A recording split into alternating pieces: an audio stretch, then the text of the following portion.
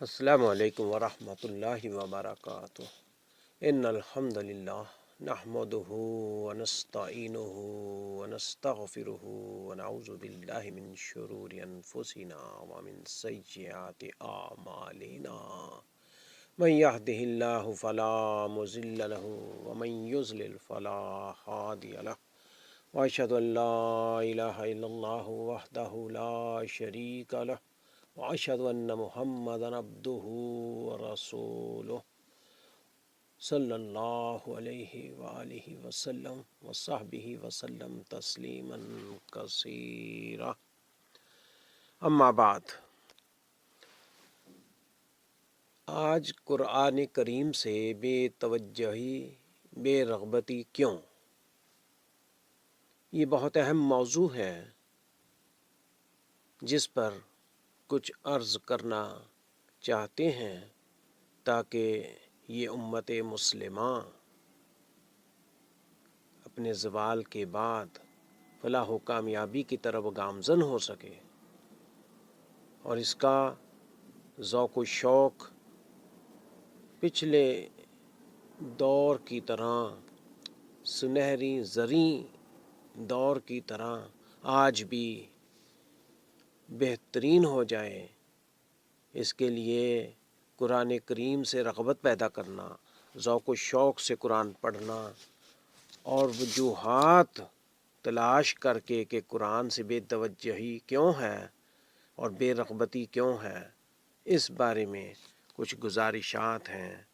اللہ تعالیٰ توفیق عطا فرمائے۔ اللہ تعالیٰ شانہ کے ان گنت انعامات و احسانات جن کی بدولت گمراہ انسان کو ہدایت و کامرانی کے زینہ سے متعارف کرایا گیا، ان میں ایک سب سے عظیم نعمت فخر دو عالم جناب رسول اللہ حضرت محمد صلی اللہ علیہ وسلم کا وجود اطہر ہے، جن کی آمد مطہرہ سے عالم و کائنات میں توحید کا غلغلہ اٹھا، جن کی باعث منورہ نے اطراف عالم کو آفتاب ہدایت کی کرنوں سے منور کر دیا۔ یوں انسانیت کی اندوہناک تاریخ نے گمراہیت کی تاریکیوں سے نکل کر بام عروج تک کے سفر کا آغاز کر دیا۔ یہ نعمت عظمیٰ، سب سے بڑی نعمت عظمیٰ جو امت محمدیہ کو عطا کی گئی، وہ سرکار دو جہاں حضرت محمد مصطفیٰ صلی اللہ علیہ وسلم کی آمد ہے۔ ان کا اس دنیا میں جلوہ افروز ہونا بہت بڑی نعمت ہے۔ اس کے بعد دوسری گراں قدر نعمت امت محمدیہ علی صاحب الصلاۃ والتسلیمات کے لیے کلام پاک و قرآن ذی شان کا نزول ہے، جس نے نیم مردہ دل اقوام کو ابدی زندگی سے روشناس کرا دیا۔ عقل و خرد کے حامل خود ساختہ رسوم و قیود میں جکڑے افراد کو کرامت انسانی کا بھولا ہوا درس یاد دلا کر بلند نگاہی و وسعت ظرفی سے بہرہ یاب فرمایا۔ اللہ جل شانہ فرماتے ہیں، کلام پاک میں ارشاد باری تعالیٰ ہے، اعوذ باللہ من الشیطان الرجیم والذی بعث فی الامیین رسولا منہم یتلو علیہم آیاتہ ویزکیہم ویعلمہم الکتاب والحکمہ وإن كانوا من قبل لفی ضلال مبین۔ ترجمہ: اللہ مالک و برتر ذات وہی ہے جس نے امی، ان پڑھ جاہل لوگوں میں انہی میں سے ایک رسول کو بھیجا جو ان کے سامنے اللہ جل شانہ کی آیتوں کی تلاوت کرتا ہے، ان کا تزکیہ کرتا ہے اور انہیں کتاب و حکمت کی تعلیم دیتا ہے، اگرچہ وہ اس سے پہلے کھلی گمراہی میں پڑے ہوئے تھے۔ قرآن پاک ہمارے لیے نور ہدایت ہے، راہ ہدایت ہے۔ اس سے بڑی بھلائی کی کتاب پوری کائنات میں نہیں، یہ اللہ تعالیٰ کا کلام ہے، اس کی بہت بڑی فضیلت ہے۔ تعلیم و تعلم میں قرآن کی فضیلت۔ قرآن مجید اللہ باری تعالیٰ کا کلام، رسول اکرم صلی اللہ علیہ وسلم کا سب سے بڑا معجزہ، کتاب ہدایت، دستور ہدایت، دستور حیات و تمام انسانیت کے لیے مشعل راہ ہے، جس کے الفاظ کے ساتھ معانی کے تحفظ کا ذمہ قدر رب خداوند نے لیا ہے۔ اس کے حفاظت و تحفظ کی ذمہ داری اللہ پاک نے خود لی ہے۔ یہی وجہ ہے کہ اس کی تعلیم و تعلم کو افضل ترین اعمال میں شمار کر کے اس سے وابستہ افراد کو خیریت کا مژدہ سنایا ہے۔ اور یہ بات تو مسلمہ ہے کہ جس چیز کی جس قدر اہمیت و عظمت ہوتی ہے، اسی لحاظ سے اس کے آداب و حقوق کی رعایت و پاسداری کی طرف توجہ مبذول کرائی جاتی ہے، چونکہ اس عظیم نعمت سے غفلت و بے توجہی بسا اوقات ابدی محرومیوں کا سبب بنتی ہے۔ چنانچہ قرآن مجید کو خوش الحانی سے ترتیل و تجوید سے پڑھنے کے ساتھ ساتھ اس کے معانی و مفاہیم میں تفکر و غوض اور اس کو عملی زندگی میں نافذ کرنا، عمل کرنا، یہ بھی اس کے حقوق میں داخل و شامل ہے، جس کی رعایت ہر مسلمان پر ضرورت ہے۔ یہ ہمارے لیے بہت ضروری ہے کہ اس کے حقوق کا خیال کرتے ہوئے ہم عملاً زندگی میں اسے داخل و شامل کریں، اس کو ترتیل و تجوید سے پڑھنے کے ساتھ ساتھ اس کے معانی و مفاہیم میں تفکر کریں، غور و خوض کریں، اس کو عملی زندگی میں نافذ کرنے کی پوری کوشش کریں۔ آئیے اب دیکھتے ہیں کہ قرآن کریم سے بے توجہی و بے رغبتی کا کیا مفہوم ہے۔ کلام الہی قرآن مجید میں صراحتاً اللہ تعالی فرماتا ہے کہ روز قیامت رسول خدا حضرت محمد مصطفیٰ سرکار دو جہاں حضرت محمد صلی اللہ علیہ وسلم اپنی قوم سے متعلق شکوہ و شکایت کریں گے کہ انہوں نے قرآن مجید کو مہجور بنا دیا۔ چنانچہ فرمایا وقال الرسول یا رب ان قوم اتخذوا ھذا القرآن مہجورا۔ یہ قرآن پاک میں آیت مبارکہ ہے۔ اللہ تعالیٰ نے خود فرمایا ہے کہ یہ رسول فرمائیں گے، اپنی قوم سے متعلق شکوہ و شکایت کریں گے کہ انہوں نے قرآن مجید کو مہجور بنا دیا تھا۔ لفظ مہجور یہ کلمہ ہجر سے ماخوذ ہے، جس کے دو معنی ذکر کیے گئے ہیں۔ نمبر 1، پہلی بات جو مہجور ہجر سے متعلق ہے وہ یہ ہے کہ کسی چیز کو چھوڑ دینا، ترک کر دینا، لاپرواہی کے ساتھ پسے پشت ڈال دینا۔ اس کا معنی تو یہ بالکل واضح ہے کہ روز قیامت رسول خدا حضرت محمد صلی اللہ علیہ وسلم قرآن مجید سے عدم التفات و بے توجہی کی شکایت کریں گے۔ اسی طرح ایک روایت میں آتا ہے کہ قرآن مجید اپنے حقوق کی کوتاہی پر حق تعالی شانہ کے دربار میں مخاصمت کرے گا، جھگڑا کرے گا، شکایت کرے گا۔ فرمایا من تعلم القرآن وعلق مصحفہ لم یتعاد ولم ینظر فیہ جاء یوم القیامہ متعلقا بہ یقول یا ربی عبدک حاضر اتخذنی مہجورا اقضی بینی و بینہ۔ ترجمہ: جس نے قرآن مجید کو سیکھا اور پھر اس کو طاقچہ میں رکھ کر اس کے حقوق کی رعایت سے غفلت برتی، اس میں دیکھ کر پڑھنے کا بالکل اہتمام نہیں کیا، ایسی صورت میں یہی قرآن روز قیامت اس کے ساتھ چمٹے ہوئے آئے گا اور حق تعالی اللہ جل شانہ کی بارگاہ میں درخواست گزار ہوگا کہ اے میرے رب، آپ کے اس بندے نے مجھے بالکل سرے سے پس پشت ڈال دیا، میرے اور اس کے درمیان حق کے ساتھ فیصلہ فرما دیجئے۔ آج ہمیں اس بات پر غور کرنا چاہیے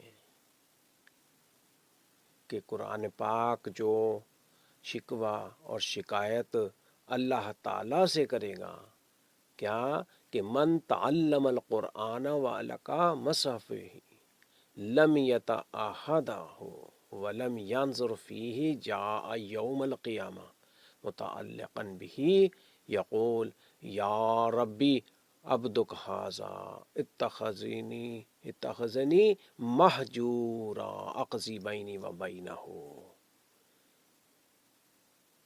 فرمایا کہ جس نے قرآن مجید کو سیکھا اور پھر اس کو طاقچہ میں رکھ کر اس کے حقوق کی رعایت سے غفلت برتی، اس میں دیکھ کر پڑھنے کا اہتمام نہیں کیا، ایسی صورت میں یہی قرآن روز قیامت اس کے ساتھ چمٹے ہوئے آئے گا اور حق تعالی شانہ کی بارگاہ میں درخواست گزار ہوگا، شکوہ کرے گا کہ اے میرے رب، آپ کے اس بندے نے مجھے بالکل سرے سے پس پشت ڈال دیا، چھوڑ دیا، غور نہیں کیا، مجھ پر توجہ نہیں دی، صرف نظر کیا، تلاوت نہیں کی، غور نہیں کیا، عمل نہیں مجھ پر کیا، میرے اور اس بندے کے درمیان لہذا حق کے ساتھ فیصلہ فرما دو۔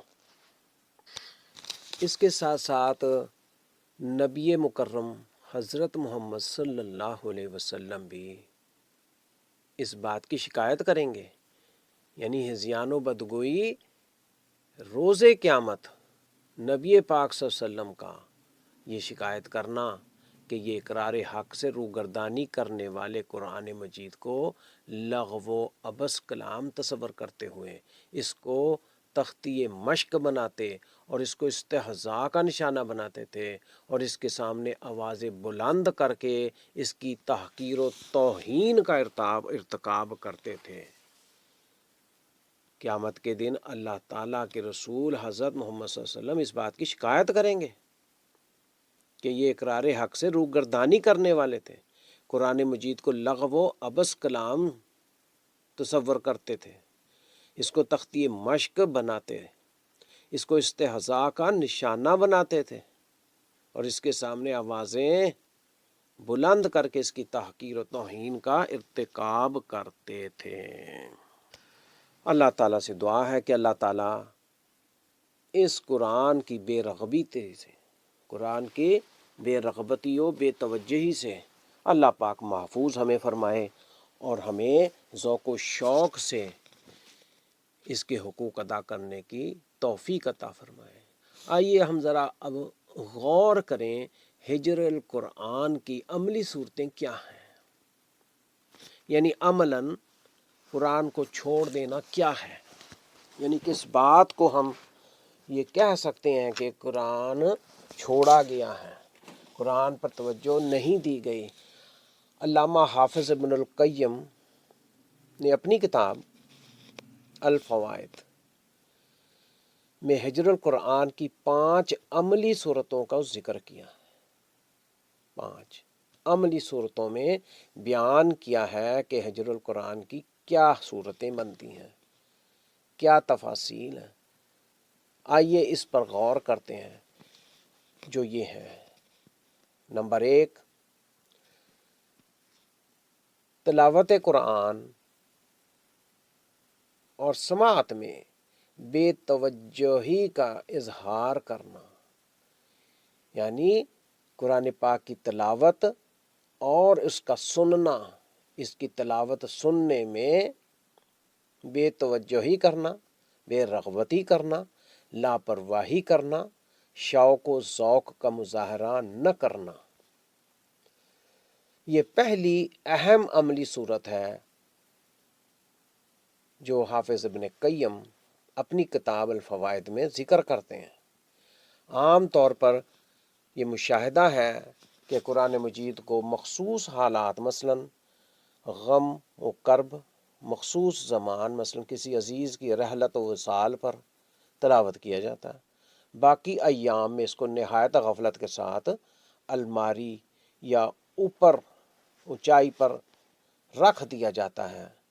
یہ نہایت ہی برا عمل ہے۔ اسی طرح قرآن مجید پڑھتے ہوئے خاموشی سے کان لگانے کی بجائے، توجہ سے سننے کی بجائے اس پر آوازیں بلند کرنا، اپنی باتیں کرنا یا محض عدم التفات، یہ سب حجر القرآن کے وسیع مفہوم کا حصہ ہیں، جن سے احتراز ضروری ہے، جن پر غور کرنا، ان باتوں سے احتیاط کرنا بہت ضروری۔ اس کے بعد دوسری اہم بات، اس قرآن پاک کی آیات و مضامین کے فہم و تفکر سے غفلت کا اظہار کرنا، یعنی آیات و مضامین قرآنی کے فہم و تفکر سے غفلت کا اظہار کرنا۔ کلام پاک حق تعالی شانہ کا کلام ہے۔ قرآن مجید بہت افضل کتاب ہے، اہم ترین کلام ہے اللہ پاک کا، جن سے ہر صاحب ایمان شخص کو محبت ہوتی ہے۔ ظاہر ہے کہ محبوب کے خط تک رسائی کی صورت میں عاشق اس وقت تک بے چین و بے سکونی کی زندگی بسر کرتا ہے جب تک کہ اس کے مندرجات پر اطلاع نہ ہو جائے اور اس کے مضمون کی فہم دانی کے لیے کوئی دقیقہ نہیں اٹھاتا۔ تو کیا ملک الملوک ذات کے کلام کو اس قدر بھی اہمیت و رتبہ حاصل نہیں؟ کیا آج ہم اس کے مضامین و آیات اور اس کے فہم و تفکر پر توجہ نہیں دے رہے؟ اور کیوں نہیں دے رہے؟ ہم غفلت کا شکار کیوں ہیں؟ ہم اس سے غفلت کا اظہار کیوں کرتے ہیں؟ ہم کیوں نہیں سمجھتے کہ ان آیات قرآنیہ کا کیا مفہوم ہے، کیا مضامین ہے، کیا اللہ تعالیٰ چاہتا ہے؟ یعنی اس میں ہم غفلت برتتے ہیں۔ اس کے بعد تیسری اہم عملی وجہ جو بیان کی گئی ہے وہ یہ ہے احکامات قرآنی پر عمل پیرائی سے استغنا کا اظہار کرنا، یعنی اس پر عمل پیرا ہونے سے مستغنی ہونا۔ قرآن مجید کو، کلام پاک کو دستور حیات، مشعل راہ اور کتاب ہدایت تسلیم کر لینے کے باوجود اس کے حلال و حرام، اوامر و نواہی سے متعلق کوتاہی و غفلت کا اظہار، یہ بہت کبھی ہو تشنیع عمل ہے جس کی جتنی بھی مذمت کی جائے کم ہے۔ آج ہم دیکھتے ہیں کہ قرآن مجید کو دستور حیات، زبانی کلامی تسلیم کیا جاتا ہے، جبکہ عملی زندگی میں چاہے وہ کوئی بھی شعبہ ہو، گھر سے لے کے باہر تک، دفاتر سے لے کے کورٹ کچہری تک، عدلیہ، انتظامیہ اور اسمبلیوں تک، اور آئلی زندگی میں، معاشرتی زندگی میں، معاشی زندگی میں، تجارتوں میں، مارکیٹوں میں، کسی بھی جگہ اس کا عملاً وجود کم و کاست نظر آتا ہے، بہت تھوڑا نظر آتا ہے۔ ہم اس کے بغیر ہی اپنے آپ کو کامر تصور کیے ہوئے ہیں، کامیاب سمجھتے ہیں، اس کی ضرورت محسوس ہی نہیں کرتے، جبکہ اللہ تعالیٰ نے اس میں ہی کامیابی رکھی ہے۔ لہٰذا اس عمل کی مذمت کی جائے کہ اس کو عملاً نافذ کرنے کی ہم کوشش ہی نہیں کرتے، ہم اسے پچھلے دوسرے لوگوں کی طرح پرانی یا پہلی یعنی کتاب سمجھتے ہیں، جو اب اس کے بعد کے ترقی یافتہ چیزیں چونکہ آ گئی ہیں، سائنسی میدان میں ہم کود پڑے ہیں، تو ہم قرآن پاک کو پس پشت ڈالنے میں، ہم اس پر عمل پیرا ہونے سے استغنا کا اظہار کرتے ہیں۔ اللہ تعالیٰ ان عوامل سے ہمیں محفوظ فرمائے اور ان پر سوچنے اور غور و فکر کرنے کی توفیق عطا فرمائے۔ اس کے بعد چوتھے نمبر پر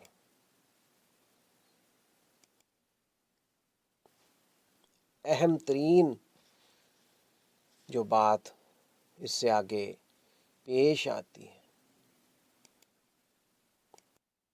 وہ یہ ہے کہ نجی زندگی و گھریلو معاملات میں رفع تنازع کے لیے قرآنی ہدایت کو ناقص تصور کیا جاتا ہے۔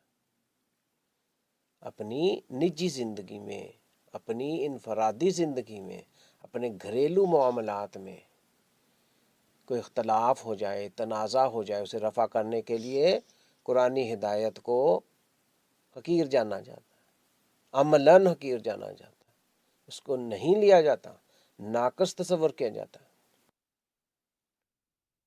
قرآن مجید ہمارے واسطے محض قصہ گوئی کی کتاب نہیں، بلکہ ایک جامع دستور حیات اور قانون زندگی ہے، جس کے ذریعے نجی و داخلی تنازعات کو بحسن و خوبی رفع کیا جا سکتا ہے، اپنے معاملات اس کلام الہی کے ذریعے سے سلجھائے جا سکتے ہیں، فیض یاب ہوا جا سکتا ہے، کامیاب و کامرانی سمیٹی جا سکتی ہے۔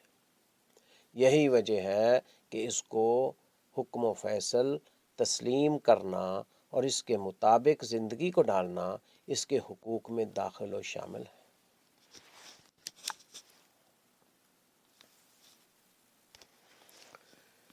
اور پانچویں نمبر پر یہ بہت اہم بات ہے